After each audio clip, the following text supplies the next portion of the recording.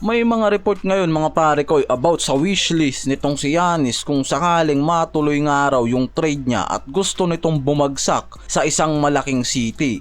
Kaya yung mga analyst ngayon mas lalong tumataas pa yung mga espekulasyon na ang tinutukoy nga raw nitong si Giannis ang Los Angeles Lakers mga pare ko o pwede rin itong New York Knicks. Dahil dalawa lang naman yan sa may pinakamalaking city mula sa western at eastern, kaya mas lalong tumutunog tuloy yung pangalan ngayon nitong si Giannis para sa Lakers at nauugnay pa ngayon yan sa posibilidad na mabuo yung trio nila ni LBJ Luka para sa susunod na season. Pero una pa lang kasi sinabi na nitong si Rob Pelinka na wala talaga siyang balak na sirain yung core niya mula kay LBJ, Luka at Reeves, at ang balak ng mga to makakuha ng isang high level center na hindi nagsasakripisyo ng mga core.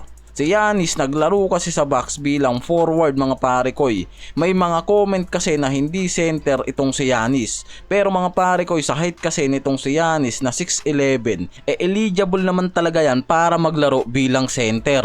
Kung meron siyang katulong sa lineup na kayang gumawa ng puntos o mga core player na kasama niya. Dahil sa Bucks naglalaro siya ng power forward dahil wala talaga siyang katulong pagdating sa opensa. Kaya mas pinipili nito ngayon na maglaro bilang power forward mga pare koy. Si Lillard yung pinakakatulong niya na nag-average lang ng 25 points per game at inabot pa ng Achilles injury, and may mga report na pwedeng magretiro ng araw yung point guard na to. And isa rin yan sa nakikitang dahilan para bumitaw na itong si Giannis sa Bucks. Nag-a-average ng 34 points, 11.9 rebounds, 6.5 assists at 60% from the field. Kaya history din yung nagawa nitong si Giannis sa playoffs mga pare koy.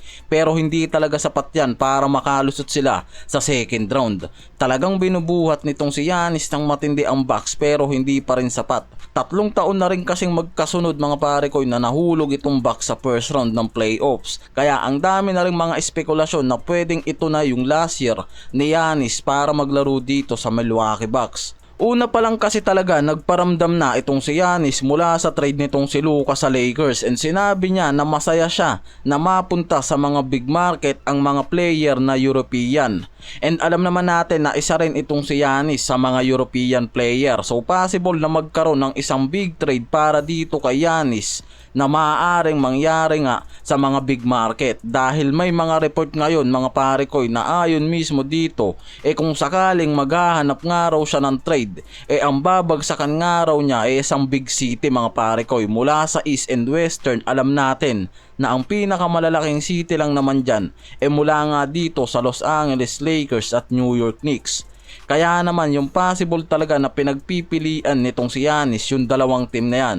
And dito na rin pumapasok itong GM na si Rob Pelinka na nakikitang isa sa mga matinding magluto ng trade ngayon at pwedeng gumawa ulit to ng malaking hakbang para makakuha na naman ng isang superstar katulad nga ng ginawa niya kay Luka. At dahil din sa trade na yan kung bakit siya na-promote bilang president na ngayon dito sa Lakers, and maaari talagang gumawa pa yan ng matinding hakbang para lang makuha itong si Giannis. Kahit kasi mga analyst ngayon ang binibigay talaga na suggestion para kay Giannis ang Lakers dahil nakikita nilang kayang maging champion contender at pwedeng makakuha pa ng pangalawang ring itong si Giannis kung makikipagtulungan nga raw to kay Luka at LBJ sa Lakers sa susunod na season.